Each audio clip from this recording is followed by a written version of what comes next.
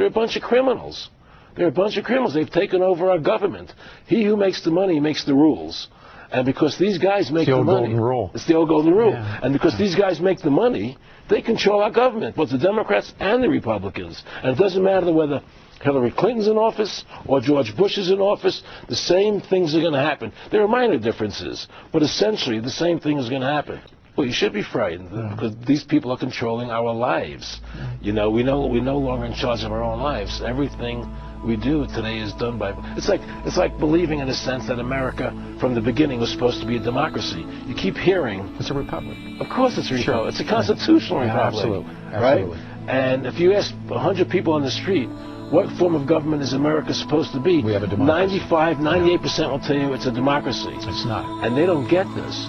A democracy, 51% control 49%. It's tyranny of the majority. I wouldn't want to be part of the 49%. In our constitutional republic, 99% of the people couldn't take away the rights of 1%. You have rights because you were born. You had God-given human rights. They're your rights. Intrinsic rights as a citizen. Intrinsic rights. And the government can't take them away. You must understand something. We did not go to Iraq to bring freedom to Iraq. We're in Iraq, and we keep talking about promoting democracy. What we're promoting is a one-world government, a new world order. When they use the word democracy, just take that word democracy out and put in New World Order, One World Order, globalization.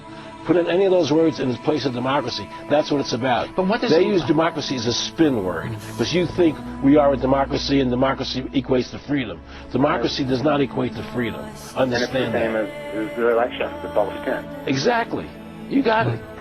What's the ultimate aim? And what does it look like when they get there? If what you say is true and what others say is true, and there's many, many people that believe as you believe, I'm sure you know that, what does it look like when they get there? Well, I can tell you, I was friends with one of the Rockefeller family, okay? And they were very much behind the Federal Reserve System, the banking, the Council on Foreign Relations, and we were very good friends. And he told me that what they really want to do is have a one-world government without borders. First you have the European Union, the European Constitution, the EU.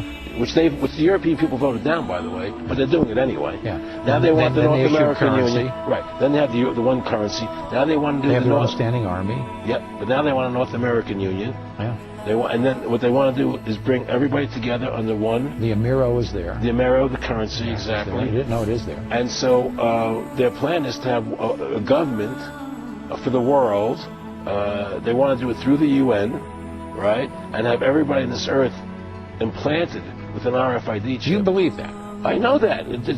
Then you hear the congressman, the senator, asking the Supreme Court justice how he's going to rule on that in my clip. You think he asked them for no reason? They're already implanting people with chips. The national ID card, which becomes law by May 2008, it's going to have an RFID chip in it. Okay, everything is done in stages. After the RFID chip goes in the card and in your passport, it's going to go into your body. That's what they're going to try and do. There's no question about it. And they're not going to do it through law. They're going to do it because you won't be able to live without it. All your money is going to be in that chip. I think Waco is my tipping point. When I saw what happened to Waco, I said, I'm going full-fledged. This is disgusting. They killed all those people for no reason. There was no need for those people to die and to be killed in that fire and burned to death. That was the most disgusting event. The war in Iraq, a disgusting event. When I heard Rumsfeld talking about shock and awe, let's everybody go home, watch on television shock and awe, as if it was a 4th of July fireworks. There are people under that concrete being killed and maimed, children and women and men dying for no reason. For no reason, you know? I had a friend, one of the Rockefellers. He said to me, Aaron, what do you think women's liberation was about? And I said, I think I had conventional thinking. And I said, I think it was about women having equal right to work with men, equal pay, you know. He said, you know what, Aaron, you're an idiot. And he started to laugh at me. I said, what do you mean? He said, you want to know what that was about? So tell me. He said, we, the Rockefeller Foundation, financed that women's lib movement. You want to know why? For 2 reasons. Half the population wasn't taxable before. And the second reason is, now the kids go to our schools at an early age, and we mold them. There's no more family at home to take care of the kids.